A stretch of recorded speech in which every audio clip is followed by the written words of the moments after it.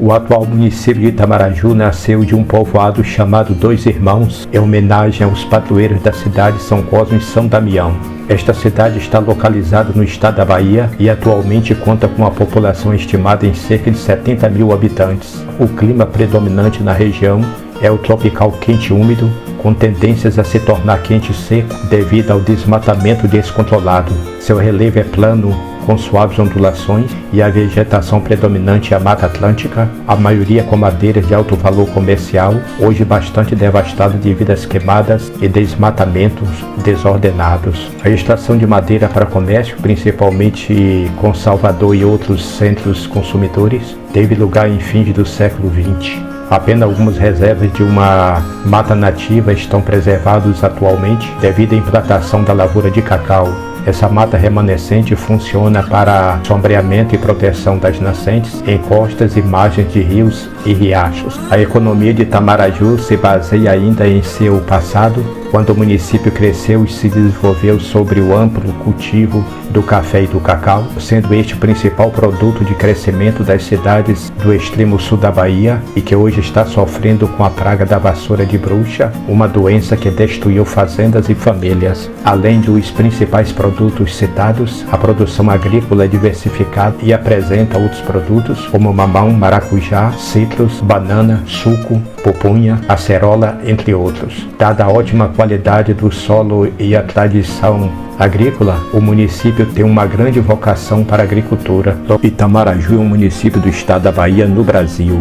A cidade, que já foi a maior potência econômica regional por causa do auge do cacau nos anos 1970, 1980 e 1990, possui uma população estimada em 67.128 habitantes em seus 2.580 km² de área. Emancipou-se em 5 de outubro de 1961, desmembrado do município de Prado. Itamaraju possui o quarto maior centro comercial do extremo sul da Bahia, com um comércio forte e sólido, e tem o que há de melhor em gente, um povo amigo e hospitaleiro. Promove até os anos atuais a maior festa regional de São João, mantendo a sua tradição junina de origem. Itamaraju é uma palavra oriunda da língua tupi, significa pedra das árvores do Jucuruçu. O nome de Itamaraju foi criado pelo pioneiro do cacau Moisés Santo Almeida, considerado por muitos da região como um poeta alegórico, pelo qual a cidade ganhou a significação da palavra formada pela junção das seguintes sílabas: Ita, que na linguagem indígena significa pedra, simbolizada pedra cartão postal da cidade, Pedra do Monte Pescoço; Mara, significando uma região montanhosa simbolizada pela Pedra do Monte Pescoço e de matas representadas por suas galhas de árvores que se debruçam nas margens do rio Jucuruçu; Ju, primeira sílaba do rio que corta inteiramente o município de Jucuruçu, que também é termo indígena, numa alegoria poética dos Tupiniquins e Pataxós. Em 22 de abril de 1500, a frota portuguesa de Pedro Álvares Cabral avistou Monte Pascoal, no atual município de Prado. Itamaraju é um pedaço destas terras que no passado pertenceu a Prado, através da Lei Estadual número 1.509, de 5 de outubro de 1961, foi obtida a emancipação política, passando o município a chamar-se Itamaraju. A emancipação política administrativa foi idealizada por José Gomes de Almeida e Antônio Fontes Mascarenhas. Em 1860, a região, habitada pelos índios Pataxós, passou a atrair diversos exploradores para atividades de extração de madeira, facilitada pelo acesso pelo rio Jucuruçu, navegável por mais de 50 quilômetros em linha reta, se medidos por terra, paralelamente ao curso do rio, para pequenas embarcações. Por volta de 1895, a atual cidade de Itamaraju nascia de um povoado denominado Dois Irmãos, em louvor aos santos padroeiros Cosme e Damião. Durante a Guerra do Paraguai, ali se esconderam alguns desertores, levando a localidade a receber o topônimo de Escondido. Tinha uma pequena rua tortuosa, atual 5 de outubro, com menos de 150 casas, inclusive barracos, na sua maioria construídos de taipas, cobertas com telhas de tabica, palha, de tijolos e telhas de barro. Embora fizesse parte do município de Prado, existia uma sociedade particular que o administrava e cobrava aforamento aos seus habitantes. Fazia parte dessa sociedade Virgulino Pereira, Cândido Nascimento, José Guilherme da Rosa, Nestor Camão e outros, quase todos falecidos. A vila de Escondido, que se tornaria Itamaraju mais tarde, impulsionou com a febre do comércio de Jacarandá, alto preço do cacau, onde surgiram novas fazendas, não só de cacau, tendo Arthur Fontes Mascarenhas como o maior incentivador, como também as fazendas de pecuária e muitos emigrantes, destacando-se a família Barros, Demétrio, Rui e Ailton, Joaquim de Almeida, Augusto Carvalho, Valdomiro Borges, José Guedes, João Fontoura e outros, que muito contribuíram para o desenvolvimento e aspecto urbano da vila. O então prefeito José Gomes de Almeida foi a alavanca propulsora desse desenvolvimento, construindo o campo de pouso para pequenos aviões, atual Praça 2 de Julho, abertura de estradas para os povoados do Farol, Pirajá, Futuca, Piragi, Arraial do Almeida, São Paulinho, além dos melhoramentos na estrada Guarani-Rio, Chaí e Prado Itamaraju, com os desvios das ladeiras da atividade para o Tururim e do Ribeirão para mais acima, assim como a limpeza periódica do Rio Jucuruçu e a construção de um mercado na atual Rua 5 de Outubro. Essa série de progresso trouxe ainda na administração do prefeito José Almeida a ideia da emancipação do Escondido, surgindo, portanto, o município de Itamaraju. De acordo com a secretária de Agricultura, Irrigação e Reforma Agrária do Estado da Bahia, em seus relatórios referentes à produção agropecuária nos anos 2007 e 2008, o município apresenta o maior rebanho bovino do estado. É a segunda colocação dentre os maiores produtores de cacau. Confira agora as produções. Abacaxi, 575 toneladas. Banana, 12.772 toneladas. Cacau, 3.026 toneladas. Café, 8.695 toneladas. Mandioca, 28.600 toneladas. Gado, 163.714 cabeças de gado. Segundo a Agência de Defesa Agropecuária da Bahia, ADAB, o município de Itamaraju possuía em 2014 o maior rebanho bovino da Bahia, com 185.101 cabeças de gado. Com costumes típicos de municípios interioranos, Itamaraju tem sua renda direta gerada principalmente pelo setor agrícola e possui um dos maiores rebanhos bovinos da Bahia. O município é um dos maiores produtores de café no estado e tem na Café Norte a principal empresa responsável por este cultivo, empresa esta a maior produtora mundial da variedade Conilon Robusta. Seu principal ponto turístico é o Monte do Pescoço, que é exposto até na bandeira do município. Itamaraju possui a missão histórica de ser a cidade guardiã do Monte Pascoal, primeira porção continental brasileira avistado por Pedro Álvares Cabral. Itamaraju faz parte das famosas Serras Baixas, descritas na Carta de Pero Vaz de Caminha em 1500, por ocasião do descobrimento do Brasil. Era aqui o campo de caça dos índios encontrados por Cabral. Apesar de não ser muito divulgado, o município também faz parte da Costa das Baleias e tem, como datas festivas importantes, as festas juninas, a festa de Cosme e Damião, cavalgadas e etc.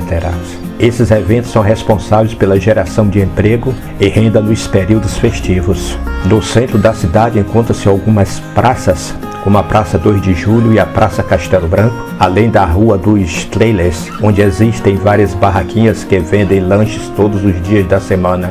Para o lazer, Itamaraju tem espaço de eventos, Armazém F, o Clube do Arco, território maior da cidade, BNB, onde conta com quadras de tênis, piscinas, campos de futebol.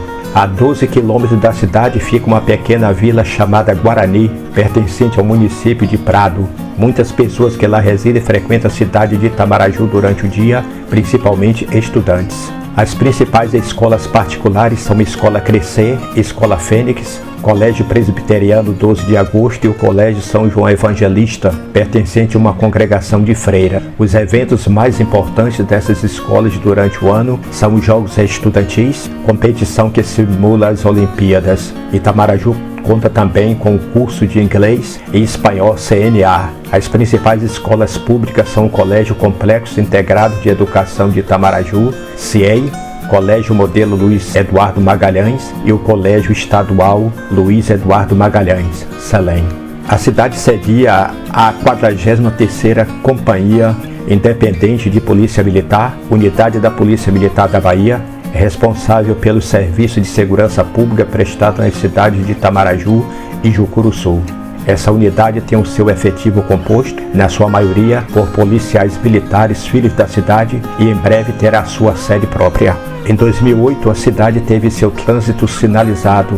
Foram implantados semáforos e faixas de pedestres, mudança na mão de direção de algumas ruas, recolocação de alguns pontos de ônibus urbanos, entre outros. É o centro da cidade quase que totalmente calçado, com paralelepípedos e blocos de concreto, tendo recebido asfalto em algumas de suas principais ruas. Um dos pesquisadores sobre o município é o poeta e escritor itamarajuense Armando Azevedo, que publicou o livro Itamaraju e o Monte Pascoal no ano de 2009, muito utilizado nas escolas estaduais e nas universidades. O poeta também possui um acervo de fotos antigas sobre a vida de moradores notáveis da cidade. O tupi ou tupi antigo era a língua falada pelos povos tupis que habitavam a maior parte do litoral do Brasil no século XVI. Tupinambás, tupiniquins, caetés, tamoios, potiguaras, terminóis, tabajaras, etc.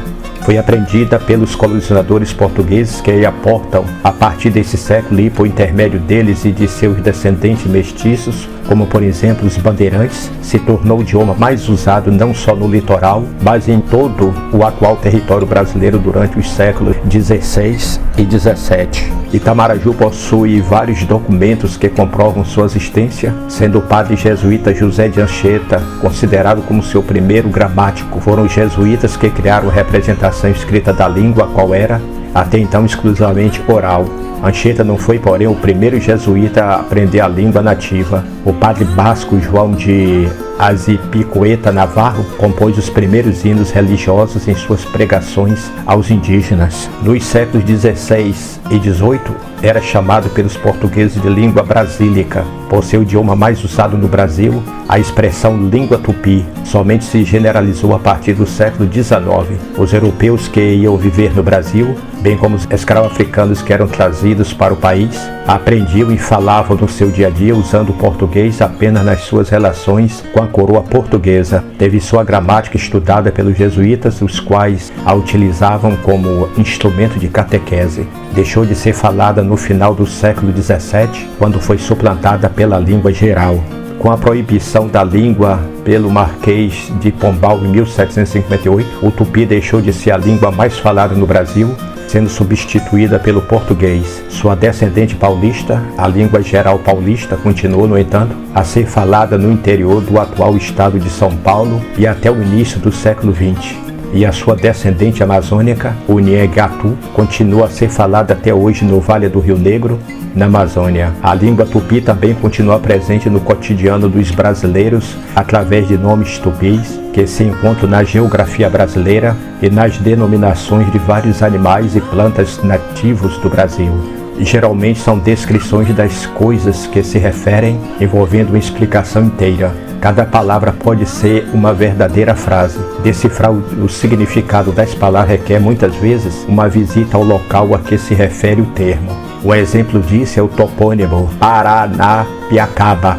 Atualmente existem iniciativas isoladas que buscam resgatar o uso da língua tupi antiga por algumas etnias indígenas que usavam essa língua no passado, como os potiguaras da Paraíba e do Rio Grande do Norte e os tupiniquins das aldeias de Caieiras Velhas e Comboios, na cidade de Aracruz, no Espírito Santo. Levantar informações confiáveis sobre a fonologia da língua tupi para uma possível reconstrução fonológica seria uma tarefa difícil ou até mesmo impraticável, não tivesse o tronco tupi e mais especificamente a família tupi-guarani, da qual o tupi faz parte, uma ampla distribuição geográfica. Ponderante a uma reconstrução fonológica já realizada foi o fato de o negatu, língua que descende do tupi, ser falado ainda hoje na Amazônia. Somando-se a este fato já bastante favorável, não se pode deixar de citar a continuidade do Guarani antigo,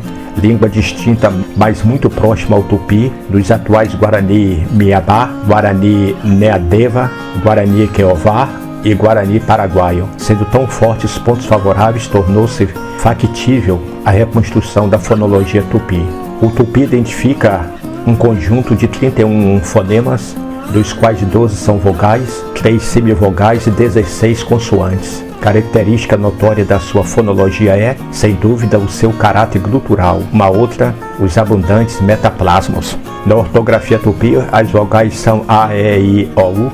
Y são inexistentes na língua portuguesa, intermediária entre o I e o U. É pronunciada dizendo-se U, abrindo seus lábios até chegar à posição em que se pronuncia I. O interesse moderno pela língua tupi teve uma conotação nacionalista brasileira. A língua foi bastante explorada nos movimentos literários do romantismo e do modernismo para a afirmação da identidade cultural do país. Dentro do contexto do nacionalismo da época Vargas, durante as décadas de 1930, 1940, 1950 e 1960, o tupi fez parte do currículo das faculdades de filosofia brasileiras. Em 1954, do governo do presidente brasileiro Café Filho, o tupi foi declarado legalmente matéria obrigatória no currículo das faculdades de letras do país. No entanto, sob a influência do estruturalismo, que por seu caráter histórico, pregava o estudo somente das línguas indígenas contemporâneas. A língua tupi praticamente desapareceu do currículo das faculdades brasileiras a partir da década de 1970,